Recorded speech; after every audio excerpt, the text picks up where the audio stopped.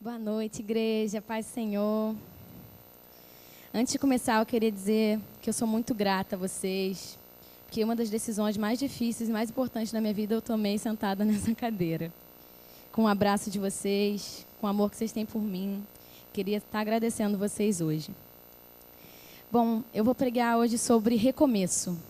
É um tema que Deus tem ministrado muito no meu coração ultimamente, porque de 6 meses para cá minha vida girou, fez uma reviravolta completa.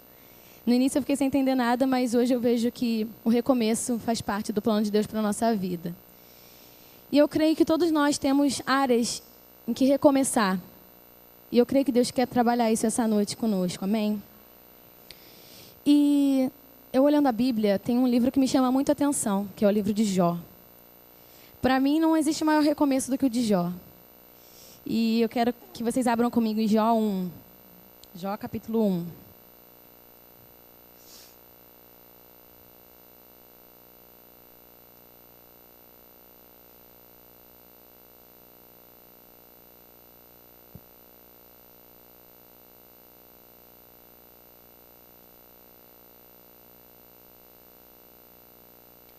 Amém. Jó capítulo 1, versículo 1 ou 3, diz assim: Na terra de Uz vivia um homem chamado Jó. Era um homem íntegro e justo. Temia a Deus e evitava fazer o mal. Tinha ele 7 filhos e 3 filhas. E possuía 7.000 ovelhas, 3.000 camelos, 500 juntas de boi e 500 jumentos. E tinha muita gente a seu serviço. Era o homem mais rico do Oriente. A Bíblia deixou bem claro que ele não era só um homem rico, mas que ele era o homem mais rico da região onde ele vivia, né, na terra de Uz. Ele era o mais rico. Então, naquela época, riqueza era poder, né? A pessoa conseguia tudo o que ela queria devido à vida financeira dela. Mas a partir de Jó 1, versículo 6, a gente vê que a situação começa a mudar, porque fala assim: Certo dia, os anjos vieram apresentar-se ao Senhor, e Satanás também veio com eles. O Senhor disse a Satanás: De onde você veio? Satanás respondeu ao Senhor: De perambular pela terra e andar por ela. Disse então o Senhor: Reparou em meu servo Jó? Não há ninguém na terra como ele, irrepreensível, íntegro, homem que teme a Deus e evita o mal. Será que Jó não tem razões para temer a Deus? Respondeu Satanás. Acaso não puseste uma cerca em volta dele, da família dele e de tudo que ele possui? Tu mesmo tem abençoado tudo que ele faz, de modo que os seus rebanhos estão espalhados por toda a terra. Mas estende a tua mão e fere tudo o que ele tem, e com certeza ele te amaldiçoará na tua face. O Senhor, portanto, disse a Satanás: Pois bem, tudo que ele possui está nas suas mãos, apenas não toque nele. Então Satanás saiu da presença do Senhor. Uma coisa que me chama muita atenção aqui, e que eu já ouvi várias pessoas falarem em dúvida disso: por que Jesus meio que apostou com Satanás? Sabe, todo mundo fala: Jesus é tão grande, desceu ao nível dele. Mas não é por isso. É porque Jesus confia em nós. Ele nos ama do jeito que a gente é. Ele acredita no nosso amor e na nossa fidelidade, mesmo sabendo que nós somos falhos. Então, isso é o amor. Ele jamais parar de acreditar na pessoa. É a ponto dele dizer para o maligno: você pode tocar em tudo que ele tem, que ele vai continuar me servindo. Ele nos ama tanto que ele dá todas as cartas por nós, sabe? Que foi o que ele fez por Jó. Só que tem um porém. Não foi simplesmente por Jesus disputar. Deus apostou na vida de Jó por quê? Porque Jó era um homem temente a ele. Era um homem que estava no íntimo com Deus. Era um homem que estava no secreto. Era um homem que conhecia as profundezas do coração de Deus. Então Deus se sentiu livre para estar lá e dar todas as fichas dele por Jó. Porque eu imagino que na cabeça de Deus passou: nossa, eu conheço tanto a Jó, Jó me conhece tanto, tenho certeza que o amor que eu sinto por ele, jamais ele me negaria. Então ele fez isso, ele apostou. Então eu quero fazer uma pergunta a vocês essa noite. Vocês são o tipo de pessoa, ou têm sido o tipo de pessoa na presença de Deus, que Deus esteja olhando nesse momento e diga: a essa pessoa eu posso dar todas as minhas cartas? Vocês têm sido o tipo de pessoa que tem estado no íntimo com Deus, para que Deus possa olhar para você toda vez e se orgulhar por saber que vocês jamais vão negá-lo? por saber que mesmo que nos momentos de dor, vocês vão continuar lá adorando a Ele. E esse é o primeiro aprendizado que eu tiro da história de Jó. Que Deus aposta naqueles que o amam, naqueles que estão diante da presença dEle, naqueles que o buscam. Então, o primeiro ensinamento que eu quero deixar é esse. Estejam sempre no íntimo com Deus, sabe? Porque Deus não falha com aqueles que são fiel a Ele. Amém?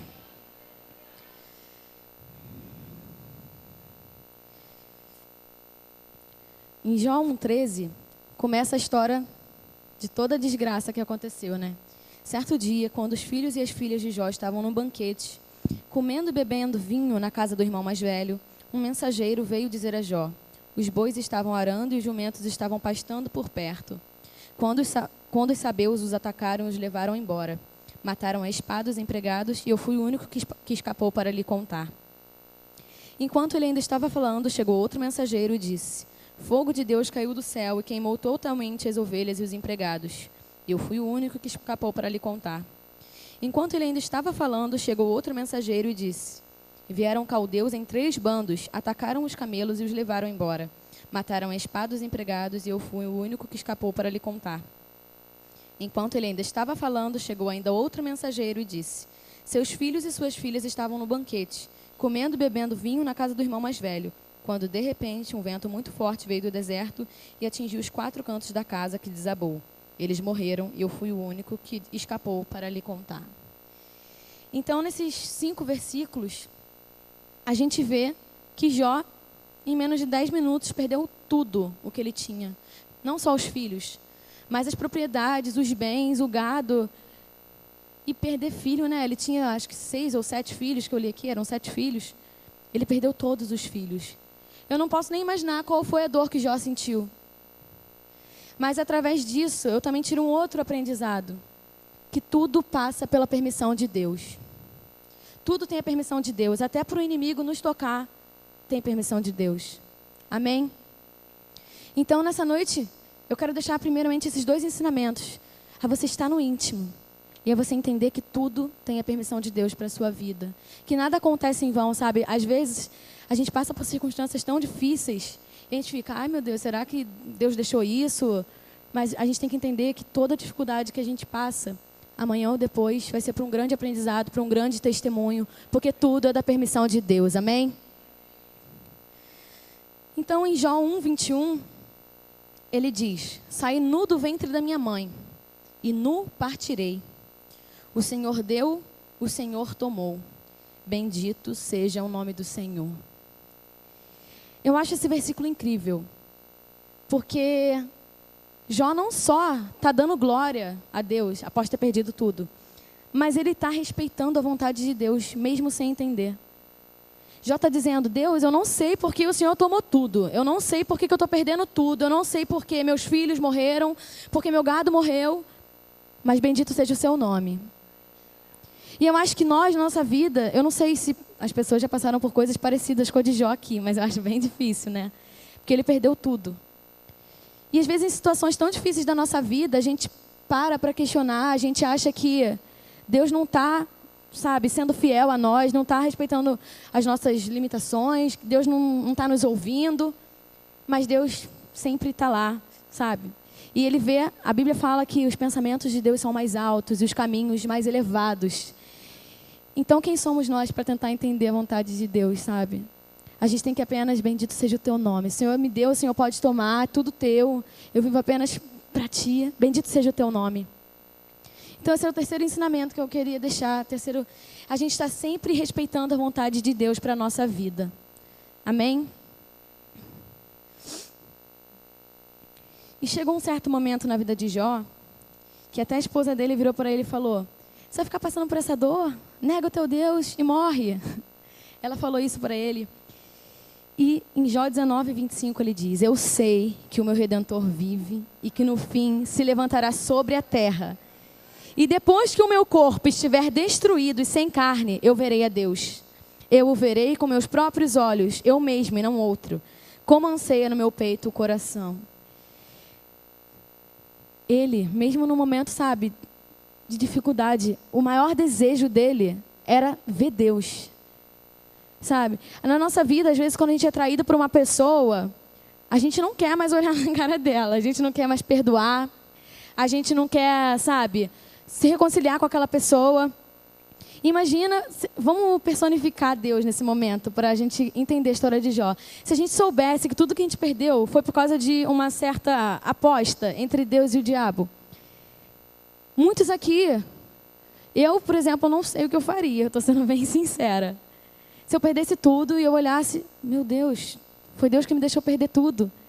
E Jó, mesmo assim, sabendo que era uma coisa que era da vontade de Deus ele ter perdido tudo, ele ainda falava, não, mas eu quero ver Deus, meu coração anseia pela presença, eu sei que meu Redentor vive, eu sei que ele vai se levantar. Jó era um testemunho de fé inabalável. Então, na nossa vida, muitas vezes a gente fica igual a Jó. No Novo Testamento, em Mateus, conta a história de Simão Pedro, que ele negou a Jesus 3 vezes, que ele andou ao lado de Jesus, que ele viu todos os prodígios e maravilhas de Jesus, e de repente, no dia que Jesus foi ser crucificado, ele negou Jesus 3 vezes. Negou Jesus 3 vezes com medo da morte. E eu fiz até uma certa comparação entre Simão Pedro e Jó. Que Jó, perdendo tudo, não negou. Ele continuou firme, crendo na promessa, crendo no milagre. E sabe qual foi o desfecho da história? No final, ele ganhou o dobro de tudo que ele já tinha antes.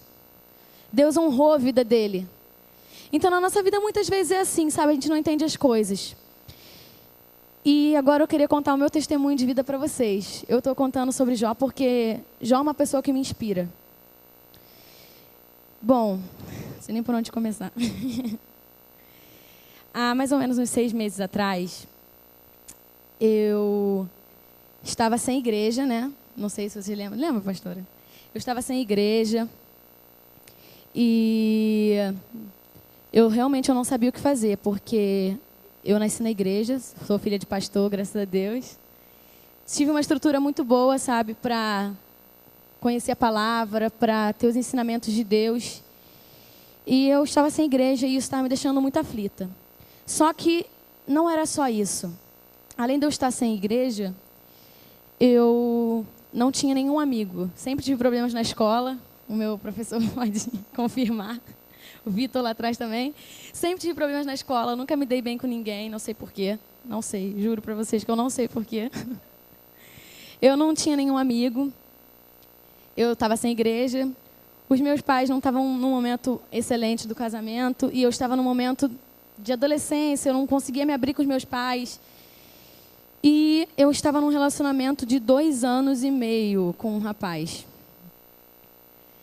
E o recomeço da minha vida começou quando eu terminei. Porque o relacionamento em que eu estava não me puxava para perto de Deus, me afastava de tudo que eu podia ter em Deus, me afastava dos meus pais, me afastava dos meus amigos, me afastava do meu ministério, me afastava do meu propósito de vida. Só que por eu ter um sentimento muito grande por aquele rapaz, eu não conseguia sair daquele relacionamento. E Deus começou a me pedir aquele relacionamento. Filha, me dá, eu tenho mais para você. Me dá, eu tenho mais para você. E eu sempre fingia que era a minha mente, que eu era surda ou alguma coisa assim, para eu não fazer o que Deus estava pedindo que eu fizesse.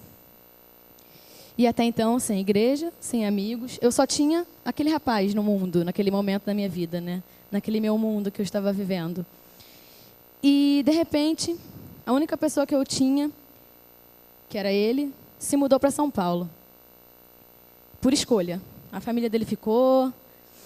E eu fiquei arrasada. Eu estou abrindo aqui coisas até muito pessoais para vocês, mas porque eu creio que Deus quer fazer alguma coisa através disso. E eu fiquei muito mal. Minha mãe está ali, eu perdi 6 quilos em um mês, não foi, mãe? Eu fiquei, tipo assim, sem chão. Eu fiquei sem vontade de buscar Deus. Eu já estava sem igreja, então eu já estava sem cobertura espiritual nenhuma. E eu não tinha ninguém para me abrir. Então foi um momento em que eu olhei para o céu e falei, meu Deus, eu estou totalmente sozinha. O que eu construí? Eu tinha 16 anos já, né?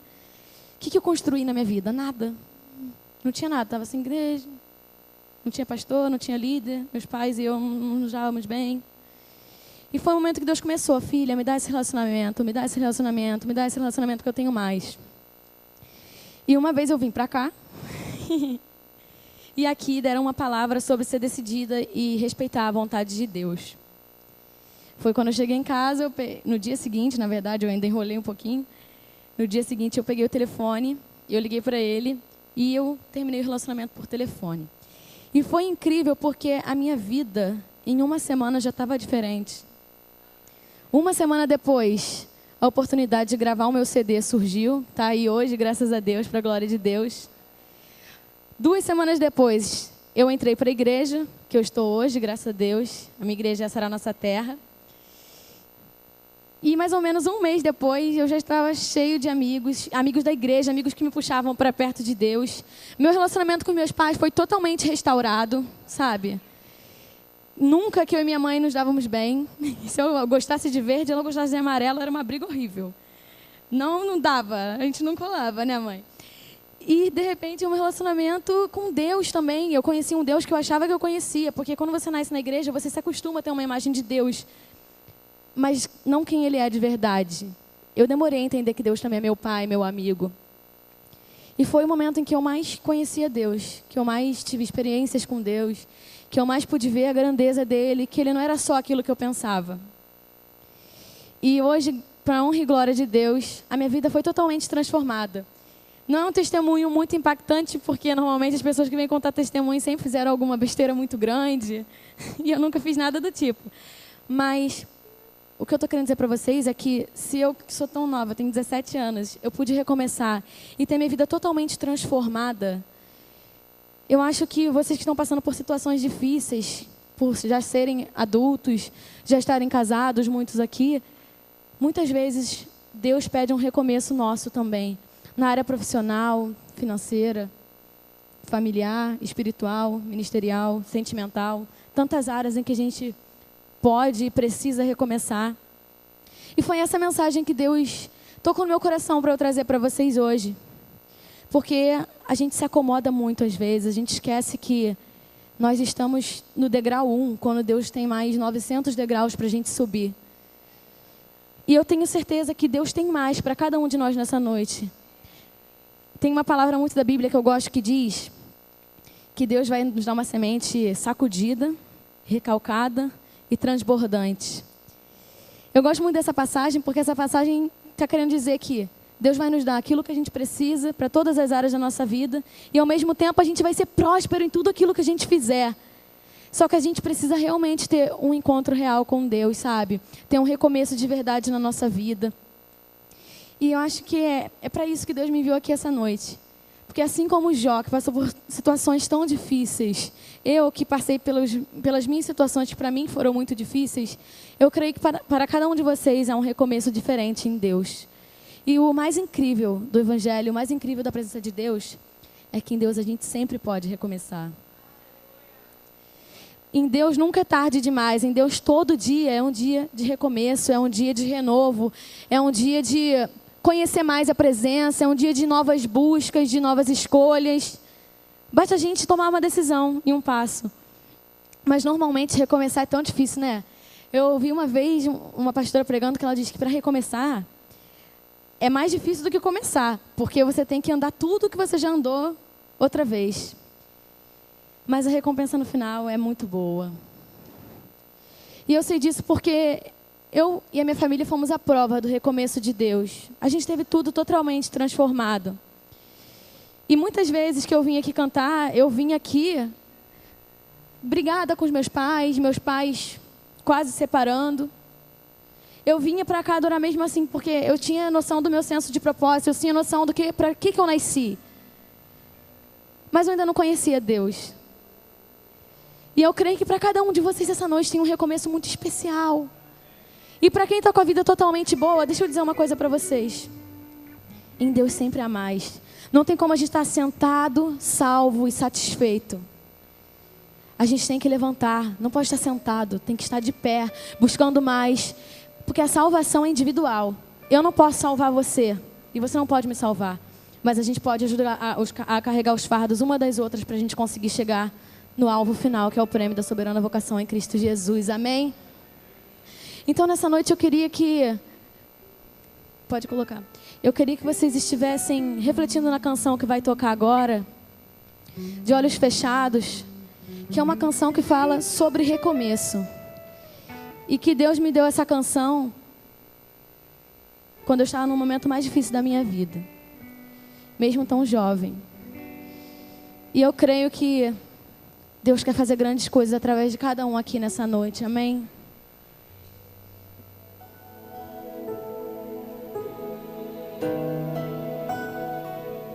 Estejam de olhos fechados, abaixem sua cabeça, estejam refletindo nessa canção em nome de Jesus.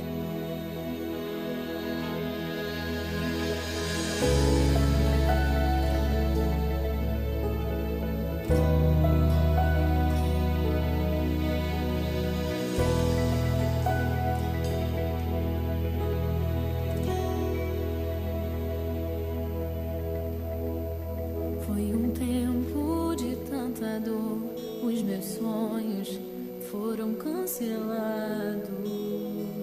Não conseguia prosseguir, meu foco não estava mais em ti. Eu achei que não fosse mais conseguir me reerguer, mas olhei pra ti, então eu vi que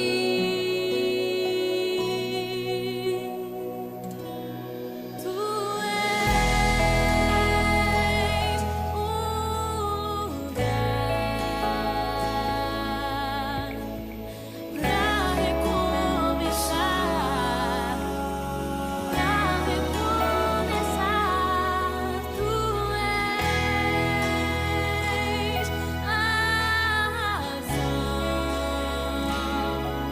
Eu segurei a tua mão e a minha alma eu vou curar em ti, Senhor. Senhor Deus, nessa noite, quer curar cada alma ferida, quer curar cada mágoa, quer curar cada dor do passado, cada rejeição, cada tristeza, As minhas lembranças da dor do passado.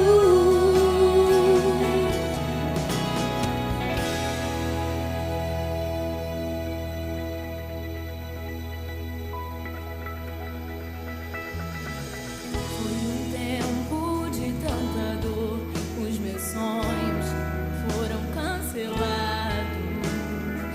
Não conseguia prosseguir, meu foco não estava mais em ti.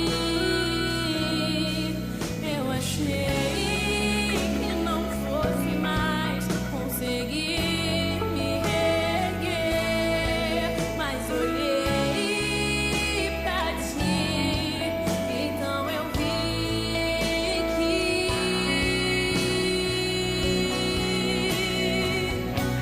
és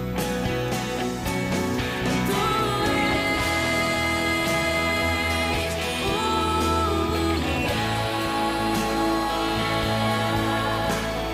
pra recomeçar,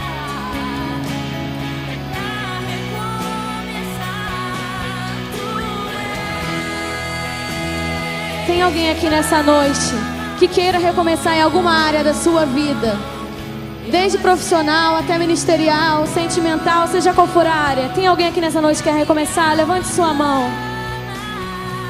Jesus, Jesus. Eu queria pedir para os pastores se posicionarem aqui ao meu lado para a gente orar pelas pessoas que estão querendo recomeçar nessa noite. Todos aqueles que estão precisando de um recomeço nessa noite, venham aqui à frente, que eu tenho certeza que a unção do Senhor vai impactar o seu coração e a sua vida, te dando força para prosseguir, te dando motivação para você acordar amanhã decidido a recomeçar em Cristo. Se tem alguém aqui nessa noite, levanta a mão e vem aqui na frente para a gente estar orando por você. Não precisa ter vergonha, porque Deus tem mais para a sua vida, Deus tem mais planos, Deus tem mais do que você imagina.